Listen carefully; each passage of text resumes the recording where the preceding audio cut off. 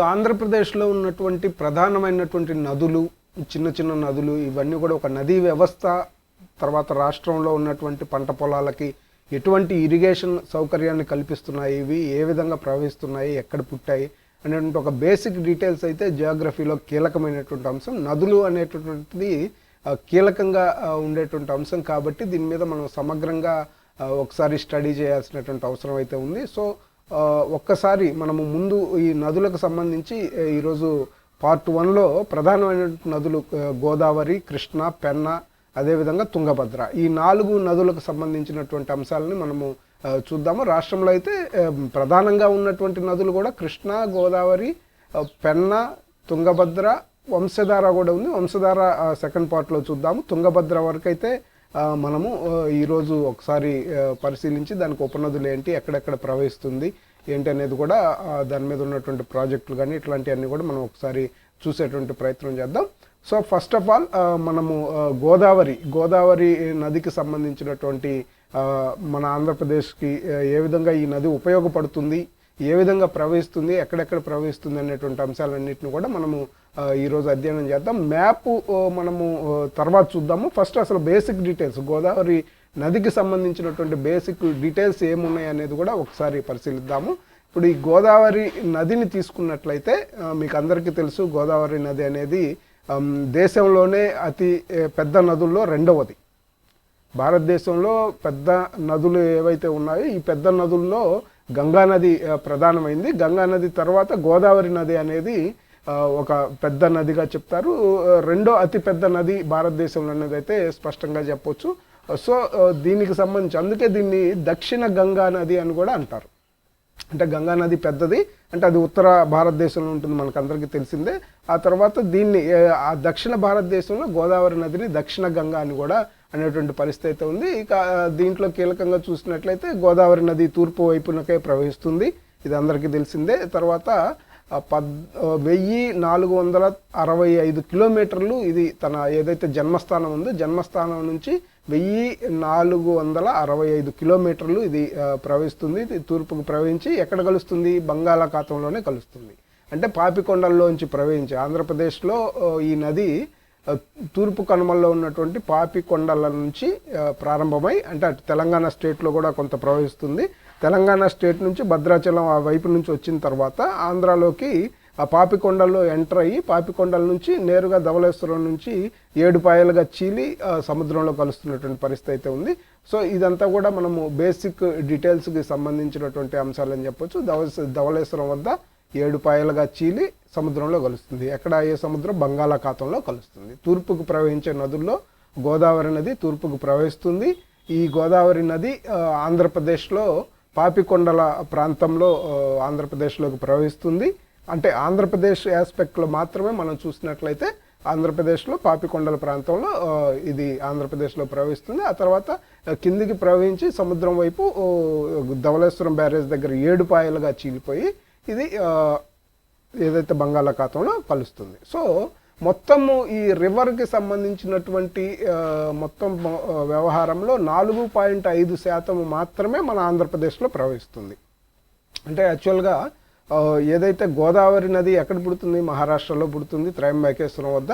So అక్కడి నుంచి మహారాష్ట్ర మీద నుంచి తెలంగాణ మీద నుంచి ఆంధ్రప్రదేశ్ రాష్ట్రంలో కూడా ప్రవహిస్తుంది. కాబట్టి దీనికి సంబంధించి 4.5% మాత్రమే, రాష్ట్రం డివైడ్ కాకముందు కాదు, డివైడ్ అయిన తర్వాత 4.5% మాత్రమే ఆంధ్రప్రదేశ్ రాష్ట్రంలో గోదావరి నది ప్రవహిస్తుంది. ఓకే, దీని జన్మస్థానం ఎక్కడ అంటే దాదాపుగా మనం చిన్నప్పటి నుంచి చదువుకున్నాం, త్రయంబకేశ్వర్, నాసిక్ వద్ద మహారాష్ట్ర రాష్ట్రంలో దీని జన్మస్థానం ఉంది. అక్కడి నుంచి అది ప్రవహించి ఇటు తెలంగాణ మీదుగా కానీ అదేవిధంగా ఆంధ్రప్రదేశ్లోకి ప్రవహించి బంగాళాఖాతంలో కలుస్తుంది, తూర్పుకు ప్రవహిస్తుంది. సరే, దీని మారు పేరు ఏంటి అని అంటే దక్షిణ గంగా. మనం ఇందాక అనుకున్నట్లుగానే గంగా నది దేశంలో అతి పెద్ద నది కాబట్టి అది ఉత్తర భారతదేశంలో ఉంది. అయితే దక్షిణ దేశంలోనే రెండో అతిపెద్ద నది గోదావరి నది. అంతేకాకుండా దక్షిణ భారతదేశంలో కూడా అతిపెద్ద నది కాబట్టి దీన్ని దక్షిణ గంగా అనేటువంటి పేరుతో కూడా పిలుస్తున్నటువంటి పరిస్థితి ఉంది. తర్వాత దీని ఉపనదులను కనుక మనము గమనించినట్లయితే దీనికి రెండు వైపులా కుడివైపు ఎడమవైపు ఉపనదులు ఏమున్నాయి అనేది కనుక ఒకసారి మనం చూస్తే కుడివైపు ప్రవర, మంజీర, మానేరు ఈ 3 ఉపనదులు ఉన్నాయి. అదేవిధంగా ఎడమవైపు పూర్ణ, ప్రాణహిత, ఇంద్రావతి, శబరి 4 ఉపనదులు ప్రధానమైనవి ఉన్నాయన్నమాట. కుడివైపున ప్రవర, మంజీర, మానేరు, ప్రవర, మంజీర, మానేరు ఉపనదులు ఉన్నాయి. ఎడమ వైపుకి వచ్చినట్లయితే పూర్ణ, ప్రాణహిత, ఇంద్రావతి, శబరి అనేటువంటి 4 ఉపనదులు ఉన్నాయి. ఈ ఉపనదుల్లో ఒక్క శబరి మాత్రమే ఆంధ్రప్రదేశ్లో కలుస్తుంది. శబరి అనేది మాత్రం, ఈ మిగతా ఇంద్రావతి, ప్రాణహిత, పూర్ణ, ప్రవర, మంజీర, మానేరు ఇవన్నీ కూడా మన స్టేట్లోకి వచ్చి గోదావరి నదిలో కలవు. ఇవన్నీ కూడా పైన ఉన్నటువంటి రాష్ట్రాల్లో గోదావరిలో కలుస్తాయి కాబట్టి ఉపనదులే గోదావరికి సంబంధించి. కానీ మన రాష్ట్రంలో మాత్రమే కలిసేటటువంటి ఉపనది ఏదంటే, మన రాష్ట్రంలోకి ప్రవేశించి కలిసేటువంటి ఉపనది అయితే శబరి. ఈ శబరి నదిని కొంచెం జాగ్రత్తగా గుర్తుంచుకోవాలి. ఎందుకంటే అల్లూరి సీతారామరాజు జిల్లా కోనవరం వద్ద ఈ శబరి నది గోదావరి నదిలో కలుస్తుంది. సో ఇది ఒకటి ఇంపార్టెంట్ ఆస్పెక్ట్. ఏ ఉపనది, గోదావరికి సంబంధించిన ఏ ఉపనది ఆంధ్రప్రదేశ్లోకి ప్రవేశించి గోదావరిలో కలుస్తుంది అనేటువంటి అడిగేటువంటి అవకాశం ఉంది కాబట్టి ఇది శబరి అనేది ఒకటి.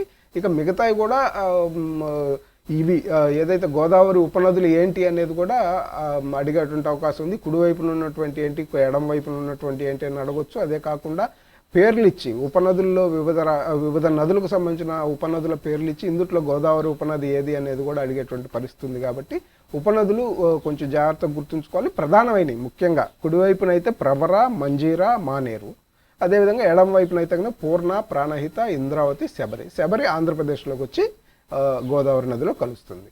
తర్వాత కీలకంగా ఈ గోదావరి 7 పాయలకు సంబంధించినటువంటిది. ధవళేశ్వరం బ్యారేజ్ దగ్గర నుంచి కిందికి సముద్రంలో కలిసే వైపుకి వెళ్ళినప్పుడు ఈ 7 పాయల మీద కూడా కీలకంగా అప్పుడప్పుడు బిట్స్ అడిగేటువంటి అవకాశం ఉంది. గతంలో అడిగిన సందర్భాలు కూడా ఉన్నాయి కాబట్టి మనము వీటి గురించి కూడా ఒక బ్రీఫ్గా చూసేటువంటి పరిస్థితి అయితే ఉంది. ఈ 7 పాయలు ఏంటి అంటే తుల్యభాగ, ఆత్రేయ, గౌతమి, వృద్ధ గౌతమి, భరద్వాజ, కౌశిక, వశిష్ఠ ఈ 7 పాయలు కూడా ఎక్కడైతే ధవళేశ్వరం కాటన్ బ్యారేజ్ ఉంది కదా, ఇప్పుడు ఆ ధవళేశ్వరం బ్యారేజ్ దగ్గర నుంచి కిందికి అట్లా వెళ్ళేటప్పుడు 7 పాయలుగా చీలి డిఫరెంట్ ప్లేసెస్లో సముద్రంలో కలిసేటువంటి పరిస్థితి ఉంది. సో దీన్ని ఈ 7 పాయల్లో కూడా ఏదో ఒక పాయ గురించి అడిగేటువంటి అవకాశం అయితే ఉంది. తుల్యభాగ, ఆత్రేయ, గౌతమి, వృద్ధ గౌతమి 2 గుర్తుంచుకోండి. గౌతమి, వృద్ధ గౌతమి, భరద్వాజ, కౌశిక, వశిష్ఠ.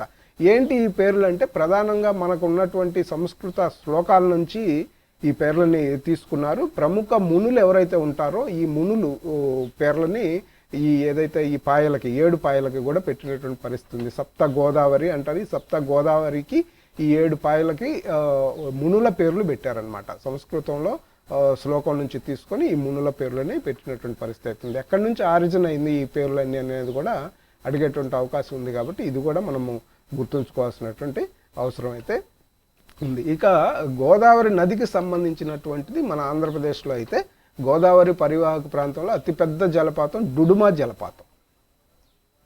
ఈ డుడుమా జలపాతం అనేది సీలేరు నదిపై ఆంధ్రప్రదేశ్, ఒడిస్సా రాష్ట్రాల సరిహద్దులో ఉంటుందన్నమాట. గోదావరి నదిపై మన రాష్ట్రంలో ఉన్నటువంటి ఏదైతే ఒక పెద్ద జలపాతం ఏమిటి అనేటువంటి అడిగే అవకాశం ఉంది. కాబట్టి ఈ గోదావరి నదిపై డుడుమా జలపాతం, వాటర్ ఫాల్స్, ఈ డుడుమా జలపాతం అనేది ఆంధ్రప్రదేశ్, ఒడిస్సా సరిహద్దుల్లో సీలేరు నది దగ్గర ఉంటుందన్నమాట. సీలేరు నది అంటే ఏంటంటే సీలేరు నది కూడా గోదావరికి ఉపనదిగా ఉంటుంది. కాబట్టి ఈ సీలేరు నది మీద ఈ డుడుమా జలపాతం గోదావరి పరివాహక ప్రాంతంలో ఉంటుందన్నమాట. ఈ పరివాహక ప్రాంతంలో డుడుమా జలపాతం ఉంటుంది.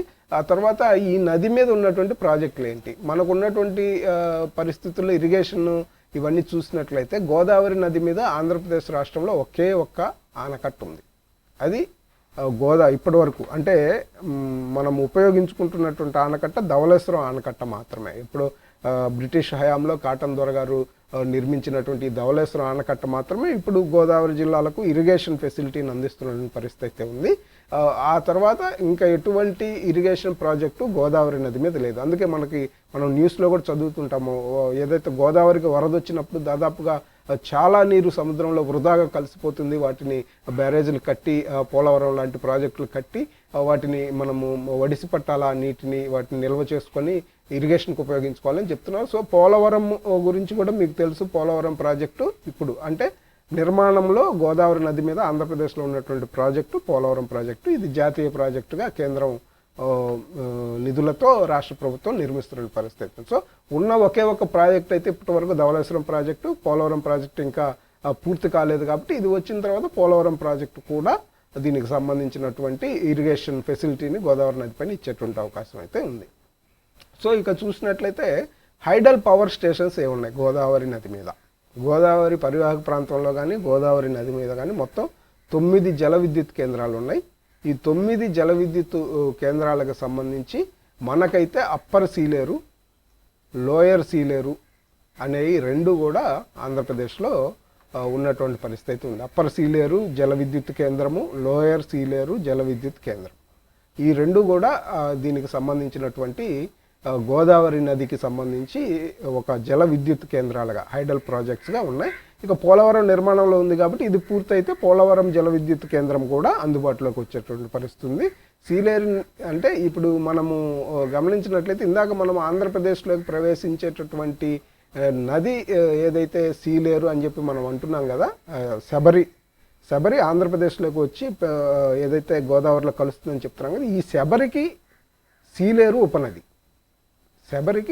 ఉపనది. సో ఈ సీలేరు కూడా గోదావరి పరివాహక ప్రాంతంలో గోదావరికి ఒక రకంగా ఉపనదిగానే మనం చెప్పొచ్చు. సో సీలేరు అనేది కూడా ఒక కీలకమైనది. ఎందుకంటే ఇది హైడల్ విద్యుత్ని ఉత్పత్తి చేయడంలో కీలకంగా, ఎందుకంటే అప్పర్ సీలేరు, లోయర్ సీలేరు అనే జల విద్యుత్ కేంద్రాలు ఇక్కడ ఉన్నాయి.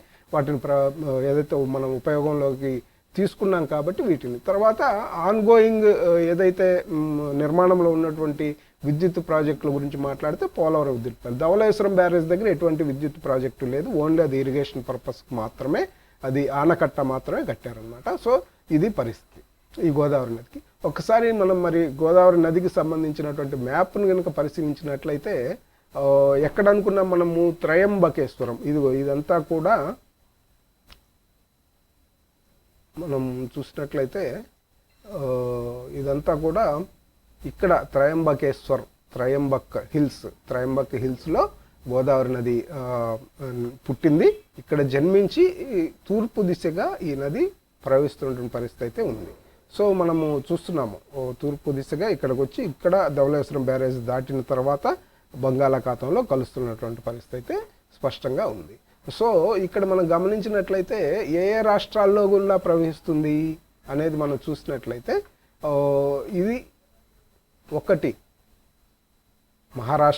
మహారాష్ట్రలో పుట్టింది. మహారాష్ట్రలో ఎక్కువ భాగం ప్రవహిస్తుంది అనమాట గోదావరి నది. మహారాష్ట్రలో పుట్టి మహారాష్ట్ర నుంచి ప్రవహిస్తూ తెలంగాణలోకి ప్రవేశించి తెలంగాణ నుంచి ఆంధ్రప్రదేశ్లోకి ఎక్కడ ప్రవేశిస్తుంది అనుకున్నాం మనం ఇందాక, పాపికొండల్లో ఇది ప్రవేశిస్తుంది అని చెప్పి మనం అనుకున్నాం. సో ఇది పరిస్థితి. ఇక్కడ ఆంధ్రప్రదేశ్లో ఈ కొద్ది భాగమే మనం ఇందాక అనుకున్నట్టుగా 4.5% మాత్రమే, మొత్తం నదిలో 4.5% మాత్రమే ఆంధ్రప్రదేశ్లో ప్రవహిస్తున్నటువంటి పరిస్థితి ఉంది. ఇది ఆంధ్రప్రదేశ్లో ప్రవహిస్తున్నటువంటి పరిస్థితి ఈ కొంచెం. ఆ తర్వాత మేజర్ పార్ట్ మహారాష్ట్రలోనే ఉంది. అదేవిధంగా తర్వాత సెకండ్ ప్లేస్లో తెలంగాణలో అధికంగా ప్రవహిస్తున్న పరిస్థితి. తెలంగాణ మనం చూస్తున్నాం కదా, భద్రాచలం దగ్గర ఉన్నటువంటిది కూడా గోదావరి నదే కాబట్టి ఇది జియోగ్రఫికల్గా అందరికీ తెలిసిన విషయమే. తర్వాత మనము గమనించినట్లయితే ఇక్కడ ఒక చిన్న విషయం ఏంటంటే గోదావరి పరివాహక ప్రాంతం, అంటే ఉపనదులు ఎక్కడి నుంచి పుట్టి ఎక్కడి నుంచి ప్రవహిస్తాయనే దాని మీద కూడా పరివాహక ప్రాంతంగా మనం చెప్తూ వస్తాం అనమాట. అంటే ఇప్పుడు ఇది మెయిన్ గోదావరి స్ట్రీమ్ అనుకోండి, మెయిన్ నది ఇది అనుకుంటే ఇవన్నీ కూడా ఉపనదులు. ఈ ఉపనదులు ఎక్కడైతే ఉన్నాయో ఇదంతా కూడా గోదావరి పరివాహక ప్రాంతంలోకి వస్తుందన్నమాట. ఈ పరివాహక ప్రాంతంలోకి వస్తుంది కాబట్టి మనం ఇక్కడ గోదావరి పరివాహక ప్రాంతంలోకి వచ్చేది ప్రధానంగా ఏంటి అంటే ఇక్కడ మనము గమనించినట్లయితే ఈ ఉపనది ఇటు మహారాష్ట్రలో పుట్టిన తర్వాత పుట్టిన తర్వాత కొంత భాగం కర్ణాటకలో కూడా ప్రవహిస్తుంది, కర్ణాటకలో కూడా ఎంటర్ అవుతుంది అనమాట. సో కర్ణాటకలో కొంత భాగం కూడా గోదావరి పరివాహక ప్రాంతంలోకి వస్తుంది. ఆ తర్వాత ఇక్కడ మనం గమనించినట్లయితే ఇక్కడ శబరి నది ఉంది. ఈ శబరి నది ఆంధ్రప్రదేశ్లోకి వచ్చి కలుస్తుంది అన్నాం కదా, ఇది ఇక్కడ కలుస్తుంది శబరి నది. ఈ శబరి నది ఆంధ్రప్రదేశ్లోకి వచ్చి కలుస్తుంది. కానీ ఈ శబరి నది ఎక్కడ పుట్టింది అంటే ఒడిస్సా రాష్ట్రంలో శబరి నది పుట్టింది అనమాట. ఒడిస్సా రాష్ట్రంలో పుట్టి ఛత్తీస్గఢ్లోకి ఎంటర్ కావటం లేదు. ఒడిస్సాలో పుట్టి ఒడిస్సా నుంచి గోదావరి నదిలో కలుస్తున్నటువంటి పరిస్థితి అయితే ఉంది. ఆ తర్వాత ఛత్తీస్గఢ్ కూడా కొంత పరివాహక భాగం ఉందన్నమాట. ఈ శబరికి సంబంధించి ఇది ఇంద్రావతి, ఛత్తీస్గఢ్లో నుంచి ఇంద్రావతి ప్రవహిస్తున్నటువంటి పరిస్థితి అయితే ఉంది. ఛత్తీస్గఢ్తో కూడా పరివాహక భాగం ఇదైతే ఉందన్నమాట. సో తర్వాత సరే ఏ రాష్ట్రాలు అనేది దాని పరివాహక ప్రాంతం అంత ఇంపార్టెంట్ కాకపోయినప్పటికీ కూడా మనం ఉపనదులను మాత్రం కొంచెం జాగ్రత్తగా చూడాలి. ఇందాక కూడా మనం ఉపనదులు అనుకున్నాం కదా, ఈ ఉపనదులకి సంబంధించినటువంటి అంశాలు మాత్రం చూడాల్సినటువంటి పరిస్థితి అయితే ఉంది. ఇక్కడ మనము చూసినట్లయితే ఆంధ్రప్రదేశ్లోకి ప్రవహించి ఏదైతే గోదావరిలో కలిసేటటువంటి ఉపనది శబరి. ఈ శబరి నది ఇక్కడ కలుస్తుంది. ఇది సీలేరు. ఈ సీలేరు వచ్చి శబరికి ఉపనది. సో ఈ సీలేరు మీద 2 హైడల్ ప్రాజెక్ట్స్ ఉన్నాయన్నమాట. ఈ సీలేరు మీద 2 హైడల్ ప్రాజెక్ట్స్ ఉన్నాయి. ఇది ఆంధ్రప్రదేశ్లోకి వచ్చి కలుస్తుంది. ఇది ఒకటి. ఆ తర్వాత శబరి తర్వాత ఇంద్రావతి అనేది ఇవన్నీ కూడా ఎడమవైపు ఉన్నటువంటి ఉపనదులు అన్నమాట. ఇంద్రావతి ఛత్తీస్గఢ్ ప్రాంతంలో ఒడిషా అడవుల్లో ఛత్తీస్గఢ్ అడవుల్లో పుట్టి అంతా కలిసి ఇది వచ్చి తెలంగాణలో ఇంద్రావతి కలుస్తుంది. తర్వాత వైన్ గంగా అనేది కూడా మహారాష్ట్ర ఇక్కడ పైన ఉన్నటువంటి మధ్యప్రదేశ్ ఈ ప్రాంతంలో కూడా వైన్ గంగా ఇక్కడ పుట్టి వచ్చి ఇది కూడా తెలంగాణ రాష్ట్రంలో కలుస్తుంది అనమాట. వైన్ గంగా చాలా పెద్ద పరివాహక ప్రాంతం చూడండి. ఇక్కడ నుంచి తీసుకుంటే ఇదంతా కూడా వైన్ గంగా పరివాహక ప్రాంతం. సో ఈ వైన్ గంగా అనేది కూడా ఒక ప్రధానమైనటువంటి ఉపనది. దీనికి తర్వాత పూర్ణ అనేటువంటి ఉపనది కూడా ఇటు. ఇవన్నీ కూడా ఎడమవైపు ప్రవహించేటటువంటి ఉపనదులు అనమాట. ఇవన్నీ ఎడమవైపు ప్రవహించే ఉపనదులు. ఆ తర్వాత ఈ కుడివైపున ప్రణవ, ఇక్కడ ఏది ప్రారంభంలోనే ఎక్కడైతే త్రయంబకేశ్వర్ హిల్స్ ఉన్నాయో ఇక్కడ పుడుతుంది కాబట్టి ఇక్కడ నుంచి మొట్టమొదటిది ప్రణవ ఉంది. ప్రణవ తర్వాత మంజీరా, ఇదంతా కూడా మంజీరా ఇక్కడ కలుస్తుంది అనమాట. మంజీరా తెలంగాణలోకి వచ్చి దాని ఉపనదులు ఇవన్నీ తీసుకొని ఇక్కడ ఈ ప్రాంతంలో పడ్డ వర్షాన్ని అంతా తీసుకొని ఇది వచ్చి గోదావరి నదిలో కలుస్తుంది. మంజీరా తర్వాత మన్యార్ అంటే మన్నేరు అంటాం కదా, మన్నేరు.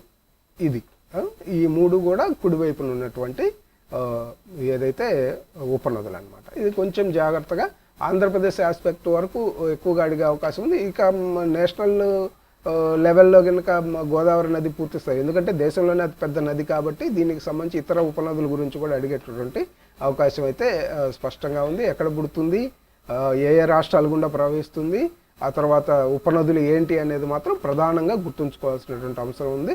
అంతేకాకుండా దీని మీద ఉన్నటువంటి హైడల్ ప్రాజెక్ట్స్ ఏంటి, ఇరిగేషన్ ప్రాజెక్ట్స్ ఏంటి అనేది ఆంధ్రప్రదేశ్ ఆస్పెక్ట్లో మనం ఒకసారి చూడాల్సి ఉంటుంది. నేను ఓన్లీ ఆంధ్రప్రదేశ్ ఆస్పెక్ట్లో మాత్రమే ఈ నదులకు సంబంధించి చెప్తున్నాను. మిగతాయి కూడా ఒకసారి మీరు పరిశీలన చేసుకోవాల్సినటువంటి అవసరం అయితే ఉంది. ఓకే, నెక్స్ట్ కృష్ణా రివర్ ఎక్కడ పుడుతుందో తెలుసు కదా, మ్యాప్ మనము చివరిలో చూద్దాము. దేశంలో పొడవైనటువంటి నదుల్లో కృష్ణా నది 3వది. 2వది ఏంటి గోదావరి, 1 గంగా, 2 గోదావరి, 3వది కృష్ణా నది. అంటే దేశంలో 2-3 అతిపెద్ద నదుల్లో ఉన్నటువంటి 2-3 నదులు మన ఏదైతే ఆంధ్రప్రదేశ్లోనే ఉన్నటువంటి పరిస్థితి. సో కృష్ణా, గోదావరి 3వ నది. ఈ నది మొత్తం 1400 కిలోమీటర్లు ప్రవహిస్తుంది. నది మొత్తం మహారాష్ట్రలోని మహాబలేశ్వర్. ఇందాక మనం ఏమన్నాము, గోదావరి నది త్రయంబకేశ్వర్, కృష్ణా నది మహాబలేశ్వర్. అక్కడ జన్మించి మహారాష్ట్ర, కర్ణాటక, తెలంగాణ, ఆంధ్రప్రదేశ్ 1, 2, 3, 4 రాష్ట్రాల గుండా కృష్ణా నది ప్రవహిస్తుంది. మనము గమనించినట్లయితే గోదావరి నది 3 రాష్ట్రాల గుండా మాత్రమే ప్రవహిస్తుంది. అంటే దాని ఉపనది కొంత ఇతర రాష్ట్రాల్లో ఉన్నప్పటికీ ఉపనదులు మెయిన్ స్ట్రీమ్ అయితే 3 రాష్ట్రాల గుండానే ప్రవహిస్తుంది. బట్ కృష్ణా నది అయితే మాత్రం మహారాష్ట్ర, కర్ణాటక, తెలంగాణ, ఆంధ్రప్రదేశ్ రాష్ట్రాల్లో ప్రవహిస్తుంది.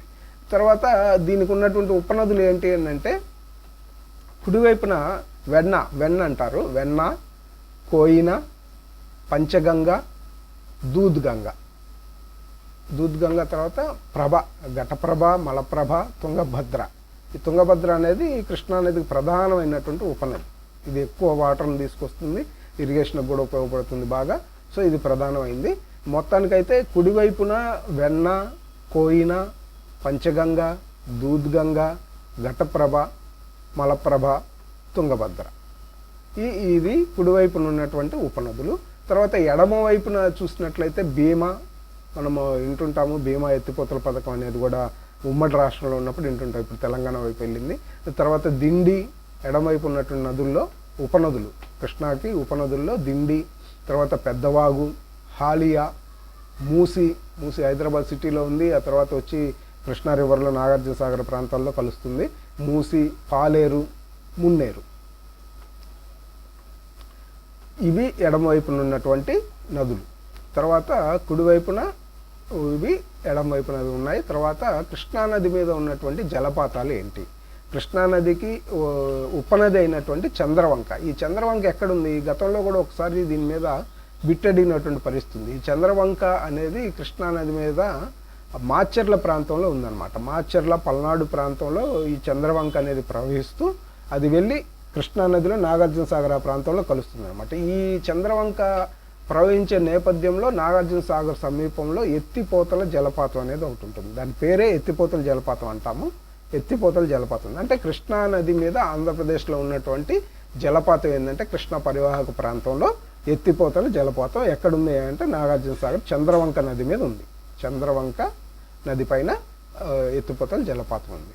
తర్వాత ప్రాజెక్టులు, కృష్ణా మీద ఉన్నటువంటి ప్రాజెక్టులు మనకు మేజర్ సోర్సు. ఎందుకంటే కృష్ణా మీద చాలా ప్రాజెక్టులు కట్టుకున్నాము, ఇంకా ప్లాన్స్ చేసినటువంటి పరిస్థితి ఉంది. కాబట్టి మేజర్ ఇరిగేషన్ ప్రాజెక్టులు ఏంటి అంటే శ్రీశైలం, ఆల్రెడీ శ్రీశైలం ఉపయోగంలో ఉంది. నాగార్జున సాగర్, పులిచింతల, ప్రకాశం బ్యారేజీ. ఇది బ్యారేజ్ ఓన్లీ, అంటే ఇక్కడ స్టోరేజ్కి అవకాశం ఉండదు. వచ్చిన నీళ్ళనే వచ్చినట్లుగా ఒక లెవెల్కి వచ్చిన తర్వాత కిందికి వదిలేయాలి, సముద్రంలోకి వదిలేయాల్సిన పరిస్థితి. ఇది ప్రకాశం బ్యారేజ్ కానీ ధవళేశ్వరం బ్యారేజ్ గోదావరి నది మీద కానీ ఇక్కడ స్టోరేజ్ ఉండదు. కానీ పులిచింతల, నాగార్జున సాగర్, శ్రీశైలము ఇవన్నీ కూడా ఒక పర్టికులర్ కెపాసిటీతో ఒక స్టోరేజ్ ఫెసిలిటీ అయితే అక్కడ ఒక లెవెల్ వరకు ఉంటుందన్నమాట. సో ఇది పరిస్థితి. ప్రాజెక్టులు ఏమేమి ఉన్నాయి? శ్రీశైలము, నాగార్జున సాగర్, పులిచింతల, ప్రకాశం బ్యారేజ్. తర్వాత కృష్ణానది మీద ఉన్నటువంటి జల విద్యుత్ కేంద్రాలు ఏంటి అంటే శ్రీశైలంలో పవర్ జనరేషన్ జరుగుతుంది. శ్రీశైలం జల విద్యుత్ కేంద్రం. నాగార్జున సాగర్లో పవర్ జనరేషన్ జరుగుతుంది. తర్వాత పులిచింతల ప్రాజెక్టులో కూడా పవర్ జనరేషన్ జరుగుతుంది అనమాట. పులిచింతల ప్రాజెక్ట్ ఎక్కడుంది? ఈ గుంటూరు జిల్లా, అంటే ప్రకాశం బ్యారేజీకి కొంచెం పై పక్కన పులిచింతల అనే ఊరు దగ్గర గుంటూరు జిల్లాలో ఉందన్నమాట. సో ఇది కూడా కొత్తగా కట్టినటువంటి ప్రాజెక్టు. ఈ ప్రాజెక్టు జల విద్యుత్ ఉత్పత్తి కూడా ఇక్కడ జరుగుతుంది ఇరిగేషన్ ఫెసిలిటీతో పాటు. సో ఇప్పుడు మనం మ్యాప్ చూద్దాం. కృష్ణా రివర్ మనము ఎక్కడ పుట్టింది అనుకున్నాము ఇందాక? మహాబలేశ్వర్ దగ్గర. ఎక్కడ? మహారాష్ట్రలో మహాబలేశ్వర్ దగ్గర పుట్టిన. మెయిన్ స్ట్రీమ్ చూసినట్లయితే ఇక్కడ నుంచి ఏది మహారాష్ట్రలో ఉన్నటువంటి మహాబలేశ్వర్ అనే ప్రాంతం నుంచి పుట్టి ఇక్కడ నుంచి పుట్టి మెయిన్ స్ట్రీము ఇలా ప్రవహించి ఈ విధంగా కృష్ణా రివరు ఈ రాష్ట్రాల గుండా ప్రవహించి వచ్చి ఇక్కడ ఏదైతే ఆంధ్రప్రదేశ్లోకి ప్రవేశించిన తర్వాత ఇక్కడ సముద్రంలో కలుస్తుంది అనమాట. సో ఎన్ని రాష్ట్రాల్లో నుంచి వస్తుంది అని అంటే ఒకటి మహారాష్ట్ర, కర్ణాటక, ఆ తర్వాత తెలంగాణ, తర్వాత ఆంధ్రప్రదేశ్. 4 రాష్ట్రాల నుంచి ఈ కృష్ణా రివరు ప్రవహిస్తున్న పరిస్థితి అయితే ఉందన్నమాట. సరే, దీనికి ఉన్నటువంటి ఉపనదులు మనం ప్రధానమైన కనుక చూసుకున్నట్లయితే భీమా అనేది కూడా ఒక ఉపనది అనమాట. ఈ భీమా ఇట్లా ప్రవహించి ఈ ఉపనదులన్నిటినీ కలుపుకొని భీమా అనేది ఒక పెద్ద ఉపనదిగా ఇక్కడికి వచ్చి ఇక్కడ ఏదైతే కర్ణాటకలో కలుస్తుంది అనమాట. భీమా అనేది ఒక ఉపనది. ఆ తర్వాత ఇందాక మనం అనుకున్నట్లుగా వెర్ణ, ఆ తర్వాత ఇంకా చిన్న చిన్న ఉపనదులన్నీ కూడా ఉన్నాయి. సో కీలకంగా తుంగభద్ర అనేది కూడా ఒక పెద్ద ఉపనది. అంటే ఈ తుంగభద్రకి వెర్ణ ఉపనదిగా ఉంది. ఇదంతా కూడా ప్రవహించి ఇక్కడ తుంగభద్ర అనేది కూడా ఒక ఉపనదిగా ఉంది. ఇది కూడా వచ్చి ఆంధ్రప్రదేశ్లో తుంగభద్ర కలుస్తుంది అనమాట. తుంగభద్ర గురించి మనం కొంచెం డీటెయిల్డ్గా మాట్లాడుకున్నాము. తర్వాత ఈ తుంగభద్రకి సంబంధించి వేదవతి, స్వర్ణముఖి అనేది శ్రీకాళహస్తి దగ్గర స్వర్ణముఖి అనే ఉంటుంది. ఈ స్వర్ణముఖి కూడా కృష్ణా రివర్లో ఉపనదిగా ఉన్నటువంటి పరిస్థితి. వేదవతి రెండింటిని కలిపి కూడా చెప్తారు. తర్వాత ఇటు పక్కకు వచ్చేసరికి హాలియా, మూసీ నది, ఇది మూసీ నది, ఇది హాలియా నది, ఆ తర్వాత పాలేరు, ఇదన్నీ కూడా ఎడం వైపున ఉన్నటువంటి ఉపనదులు అన్నమాట. పాలేరు, ఆ తర్వాత ఇది మున్నేరు తర్వాత వైరా, ఇవి ప్రధానమైనటువంటి ఉపనదులు. ఇంకా కుడివైపున అంటే భీమా, ఇవి ఇతర రాష్ట్రాల్లో ఉన్నాయి. ఇవన్నీ కూడా భీమా ఒకటి ఉంది, తర్వాత కాగ్నా ఒకటి ఉంది. ఇట్లాంటివన్నీ కూడా ఉపనదులుగా ఏదైతే కృష్ణా రివర్కి ఉన్నటువంటి పరిస్థితి అయితే ఉంది. ఇంత డీటెయిల్డ్గా అవసరం లేదు, కానీ ప్రధానమైనటువంటి ఉపనదులు ఏమున్నాయి అనేది అయితే చూసుకోవాలి. కుడివైపున ఏదైతే తెలంగాణ రాష్ట్రంలో ఉన్న ఎక్కువ ఉపనదులు హాలియా ఒకటి, మూసీ ఒకటి, తర్వాత మున్నేరు ఒకటి, వైరా ఒకటి ఇంపార్టెంట్, పాలేరు కూడా. ఆ తర్వాత హంద్రి, ఈ హంద్రి రివర్ కూడా ఒక మనకి ప్రధానమైన, ఎందుకంటే ఈ నదిని లింక్ చేస్తూ నీవా అని చెప్పేసి చిత్తూరు జిల్లాలో ఒక చిన్న ఉపనది ఉంటుంది. ఈ నదికి లింక్ చేస్తూ హంద్రి నీవా ప్రాజెక్టుని ప్రభుత్వం నిర్మిస్తున్నటువంటి పరిస్థితి ఉంది కాబట్టి అది కూడా ఒక ఇంపార్టెంట్. తర్వాత గాలేరి, నగరి అనేవి కూడా ఇక్కడ ఇది మనం చూసినట్టయితే చిన్న నగరి అని ఉంది, చిన్న హగరి, ఇది నగరి, ఈ కర్ణాటక ఇక్కడ నగరికి లింక్ చేస్తారు. గాలేరు అనేది కర్నూలు జిల్లాలో ఉంటుంది. అక్కడ నుంచి నగరికి ఒక కెనాల్ కృష్ణా రివర్ నుంచి వాటర్ శ్రీశైలం దగ్గర నుంచి తీసుకొని దాన్ని ఏదైతే కనెక్ట్ చేస్తారు. సరే, ఇరిగేషన్ ప్రాజెక్ట్స్ అవన్నీ కూడా కొంచెం సపరేట్ సబ్జెక్ట్ కాబట్టి ఇప్పుడు డివియేట్ కాకుండా మనము ప్రధానమైనటువంటి ఉపనదులు మెయిన్ స్ట్రీము ఏ రాష్ట్రాల్లో ప్రవహిస్తుంది అనేది ఒకటి మహారాష్ట్ర, కర్ణాటక, తెలంగాణ, ఆంధ్రప్రదేశ్లో ప్రవహిస్తుంది. ప్రధానమైనటువంటి ఉపనదులు వెర్ణ, తుంగభద్ర, ఇక్కడ మన ఆంధ్రప్రదేశ్లో స్వర్ణముఖి నది, తర్వాత వేదవతి, హంద్రి, ఇట్లాంటివన్నీ కూడా చిన్న చిన్న ఉపనదులు దీనికి ఉన్నటువంటి పరిస్థితి ఉంది. ఉపనదులన్నీ కూడా మనము కింద ఒకసారి చూసాం కాబట్టి కుడివైపున ఏమున్నాయి, కోయినా, పెన్నా, పంచగంగ, దూద్గంగ, ఘటప్రభ, మలప్రభ, తుంగభద్ర, ఇవన్నీ కూడా ఇది టెక్నికల్గా ఇవి చూడండి, అది మ్యాప్లో క్లియర్గా కనిపించలేదు కానీ వాస్తవంగా అయితే ఉన్నటువంటి పరిస్థితి. భీమా, దిండి, పెద్ద హాలియా, మూసీ, పాలేరు, మున్నేరు, ఇవి మనం చూసాం. సో ఇది కృష్ణా రివర్కి సంబంధించినటువంటి ఒక బేసిక్ స్ట్రక్చర్ అయితే దీంట్లో ఉంది. ఏమేమి ప్రాజెక్టులు ఉన్నాయి కృష్ణానది మీద, ఏమేమి జలపాతాలు ఉన్నాయి కృష్ణానది మీద అనేది కూడా అడుగుతారు కాబట్టి అది కూడా కొంచెం జాగ్రత్తగా గుర్తుంచుకోవటం బెటర్. తర్వాత ఇప్పుడు పెన్నా నది అనేది రాయలసీమలో ఒక కీలకమైన నది. మన ఆంధ్రప్రదేశ్లో చూసుకున్నట్లయితే చాలా ఇరిగేషన్ ఫెసిలిటీని కల్పిస్తున్నటువంటి నది కూడా. దానికి తోడు కరువు ప్రాంతమైనటువంటి రాయలసీమలో పెన్నా నది అనేది ఒక రకంగా అక్కడ పంటలకి చాలా మేలు చేస్తుందని చెప్పొచ్చు. ఈ పెన్నా నదికి సంబంధించి కూడా బేసిక్ డీటెయిల్స్ని మనం గమనించినట్లయితే నంది హిల్స్, కర్ణాటకలో నంది హిల్స్, ఇది మోస్ట్ టూరిస్ట్ ప్లేస్ కూడా ఈ నంది హిల్స్ అనేది. కర్ణాటకలో ఉన్నటువంటి నంది హిల్స్లో పెన్నా నది ఏదైతే జన్మస్థానం అక్కడ ఉంది, అక్కడ నుంచి జన్మించి కుడివైపుకునే ఏదైతే ఇది ప్రవహిస్తుంది 597 కిలోమీటర్లు పెన్నా నది మొత్తం. అంటే ఎక్కడి నుంచి, కర్ణాటక నుంచి ఇటు ఆంధ్రప్రదేశ్కు ప్రవహించి 597 కిలోమీటర్లు ప్రవహిస్తుంది. దీనికి ఉన్నటువంటి ఉపనదులు ఏంటి అంటే జయమంగళి, కుందేరు, ఇది ఆంధ్రప్రదేశ్లో ఉంది, సగిలేరు, ఇది ఆంధ్రప్రదేశ్లో ఉంది, చిత్రావతి, ఇది కర్ణాటక, ఆంధ్రప్రదేశ్ రెండిట్లో ఉంది, పాపాగ్ని, తర్వాత చెయ్యేరు, బహుదా, పించ, ఇవి ఉపనదులు అనమాట. ఇవన్నీ కూడా గతంలో కూడా కొంచెం అడిగినటువంటి సందర్భాలు ఉన్నాయి కాబట్టి చిత్రావతి రివర్ ఒకటి, చిత్రావతి మీద ఒక రిజర్వాయర్ ఉంది. పాపాగ్ని అనేది వచ్చి పెన్నా నదిలో కలుస్తున్నటువంటి పరిస్థితి. చెయ్యేరు కూడా పెన్నా నదిలో ఇటు రాజంపేట సైడ్ అక్కడ కలుస్తున్నటువంటి పరిస్థితి. బహుదా నది కూడా ఈ చెయ్యేరుకి ఒక ఉపనదిగా ఉంది, పించా నది కూడా చెయ్యేరుకి ఉపనదిగా ఉంది. మొత్తం కలిపి ఏదైతే పెన్నా నదిలో కలిసేటువంటి పరిస్థితి అయితే ఉంది. సరే, పెన్నా నది మీద ఒక హిస్టారికల్ ఇంపార్టెన్స్ అంటే జియోగ్రఫికల్ ఇంపార్టెన్స్ ఏంటంటే గండికోట ఈ గార్జ్ అనేది ఒక పర్యాటక ప్రదేశంగా వెలుస్తుంది. గండికోట ఉంది అక్కడ, ఆ కోటతో పాటు ఈ గార్జ్ అనేది పెన్నా నదిని బాగా లోతుగా మొత్తం కొండని చీల్చుకొని లోతుగా వెళ్తున్నటువంటి పరిస్థితి అయితే ఉంది. కాబట్టి ఈ గండికోట గార్జి అనేటువంటి పర్యాటక ప్రదేశం ఏ నది మీద ఉంది అని అడిగేటువంటి అవకాశం ఉంది కాబట్టి సో దీన్ని కూడా గుర్తుంచుకోవాల్సినటువంటి అవసరం అయితే ఉంది. తర్వాత ఆంధ్రప్రదేశ్లో ప్రయాణిస్తున్న జిల్లాలు ఏంటి? పెన్నా నది ఏ జిల్లాల్లో ప్రవహిస్తుందంటే సత్యసాయి జిల్లాలో, వైఎస్ఆర్ జిల్లా, పొట్టి శ్రీరాములు నెల్లూరు జిల్లా. సత్యసాయి, వైఎస్ఆర్, పొట్టి శ్రీరాములు నెల్లూరు జిల్లా 3 జిల్లాల్లో మాత్రం ఆంధ్రప్రదేశ్లో ప్రవహిస్తుంది. ఇంతకుముందు అయితే ఉమ్మడి అనంతపురం అనేవాళ్ళు, ఇప్పుడు సత్యసాయి జిల్లా సపరేట్ అయింది కాబట్టి. సరే, తర్వాత పెన్నా పైన ఉన్నటువంటి ప్రాజెక్టులు ఏంటి అంటే గండికోట రిజర్వాయర్ ఉంది పెన్నా మీద, సోమశిల రిజర్వాయర్ ఉంది పెన్నా మీద. మరి ఇది సముద్రంలో కలిసేటటువంటి ప్రాంతం ఏది అని అంటే నెల్లూరు జిల్లా ఊటుకూరు వద్ద పెన్నా నది నెల్లూరు జిల్లాలో ఊటుకూరు వద్ద ఇది సముద్రంలో కలుస్తుంది. గండికోట రిజర్వాయరు జమ్మలమడుగు ప్రాంతంలో ఉంది. అదేవిధంగా సోమశిల రిజర్వాయరు వైఎస్ఆర్ జిల్లా నెల్లూరు జిల్లా బార్డర్లో ఉంటుందన్నమాట. సోమశిల రిజర్వాయర్ అనేది 70 టీఎంసీల కెపాసిటీ దీనికి ఉంది. ఇది కూడా ఇరిగేషన్కి మంచి ఉపయోగంగా ఉంది కాబట్టి.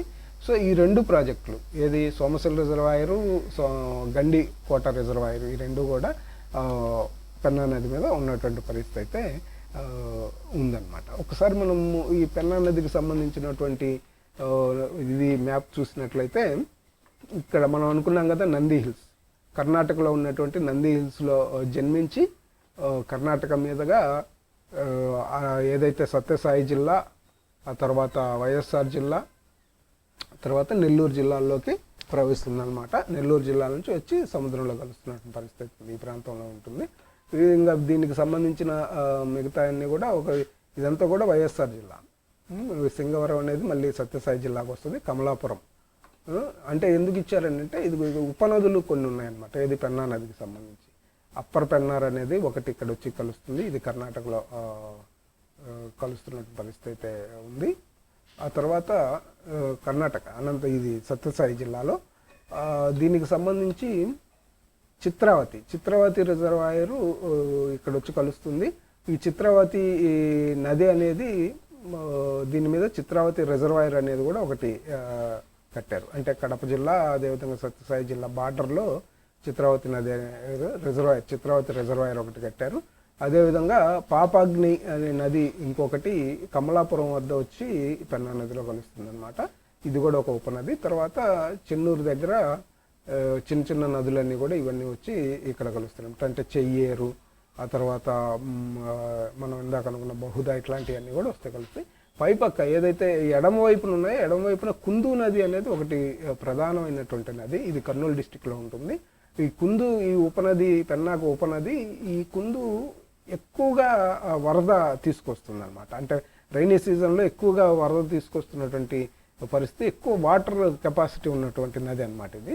సో రాయలసీమలో ఈ కుందు నది కూడా కొన్ని ప్రాంతాలకి చాలా ఇరిగేషన్గా ఇదవుతుంది. అయితే వరదలు వచ్చినప్పుడు చాలా గ్రామాలను ముంచేస్తుంది అనమాట మీద. అందుకని కుందుని ఈ ప్రాంతంలో కర్నూలు జిల్లా దుఃఖదాయిని, నంద్యాల జిల్లా దుఃఖదాయిని, నంద్యాల దుఃఖదాయిని అనేటువంటి పేర్లతో పిలుస్తారు. నంద్యాల మీదుగా కూడా ఇది వస్తుంది కాబట్టి ఆ దుఃఖదాయిని అనే పేరుతో కూడా పిలుస్తారు. ఆ తర్వాత సగిలేరు పైనుంచి ఇటువైపు ఏది ఎడం వైపు ఉన్నటువంటి సగిలేరు కూడా ఇక్కడ వచ్చి వైఎస్ఆర్ జిల్లాలో కలుస్తుంది అనమాట. ఇట్లా లోయర్ పెన్నారు ఇవన్నీ కూడా, ఇది అప్పర్ పెన్నారు ఇక్కడ ఏదో చిన్న నది వచ్చి దీనికి కలుస్తుంది, లోయర్ పెన్నారు ఇక్కడ కలుస్తుంది. ఇదేం పెద్ద ఇంపార్టెంట్ కాకపోయినా ఈ కుందు నది అనేది ఎకనామికల్గా కూడా ఇది ఇంపార్టెంట్. పాపాగ్ని, చిత్రావతి, తర్వాత చెన్నూరు దగ్గర ఒక బ్రిడ్జి కూడా దీని మీద కట్టారు, హైవే ఉంది. సో ఇక్కడ ఏదైతే సముద్రంలో కలుస్తుంది, ఈ మధ్యలో ఒక రిజర్వాయరు దీని మీద ఏదైతే మనము ఏమనుకున్నాం సోమశిల రిజర్వాయర్ అనేది దీని మీద నిర్మించారనమాట. ఓకే, ఇది ఒకటి ముఖ్యమైనటువంటి అంశాలు. ఆ తర్వాత మనము గమనించినట్లయితే తుంగభద్ర నది, ఈ తుంగభద్ర నదికి సంబంధించి ఇది కూడా మన రాష్ట్రంలో ఒక కీలకమైంది, తెలంగాణలో మనకు కూడా. ఇది కృష్ణానదికి ఉపనది. మనం కృష్ణానది చదువుకున్నప్పుడే చదువుకున్నాము. కృష్ణానదికి తుంగభద్ర అనేది ఉపనది. దీని ప్రారంభ స్థానం ఎక్కడ అంటే పశ్చిమ కనుమల్లో కూడ్లీ వద్ద పశ్చిమ కనుమల్లో పుడుతుంది. రెండుగా పుడుతుంది అన్నమాట, తుంగ, భద్ర. ఈ 2 నదులు కలిసిన తర్వాత ఒక సంగమం లాగా ఏర్పడి తుంగభద్ర నది కిందకి ప్రవహిస్తుంది అనమాట. సో ఈ 2 కలయిక ఎక్కడ, ఈ 2 నదులు ఏది తుంగ, భద్ర ఎక్కడ కలుస్తాయి అంటే షిమోగా వద్ద, కర్ణాటకలోని షిమోగా వద్ద 2 పాయలు కలుస్తాయి. దీని మీద ఉన్నటువంటి irrigation projects Tungabhadra project, Sunkesula barrage. Sunkesula barrage అనేది కూడా మనకు ఆంధ్రప్రదేశ్ పరిధిలోకి వస్తుంది. తుంగభద్ర బ్యారేజీ కర్ణాటకలో ఉంటుంది. బట్ మనకి వాటర్ షేరు తుంగభద్ర ప్రాజెక్టు నుంచి కూడా అనంతపురం డిస్టిక్కి వాటర్ షేర్ అనేది అయితే కొంత అక్కడి నుంచి కూడా మనకి ఉన్నటువంటి పరిస్థితి ఉందన్నమాట.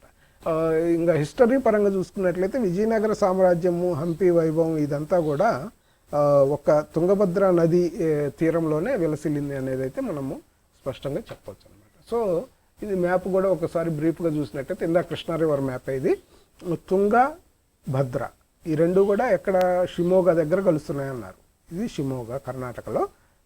కుండ్లి వద్ద ఈ రెండు పుట్టిన తర్వాత ఈ షిమోగా వద్ద కలుస్తున్నాయి, కింది వైపుకు ప్రవహించి ఇట్లా కింది వైపు ప్రవహించి వచ్చి ఇక్కడ కృష్ణా నదిలో కలుస్తున్నాయి అనమాట. ఈ కృష్ణా నది దగ్గర ఇక్కడ ఒక సుంకేస్లా బ్యారేజీ ఉంది. దీంట్లో కర్ణాటకలో తుంగభద్ర బ్యారేజ్ ఒకటి కర్ణాటకలో ఉన్నటువంటి పరిస్థితి అనమాట. సో ఈ రెండు కీలకమైన అంశాలు అనమాట.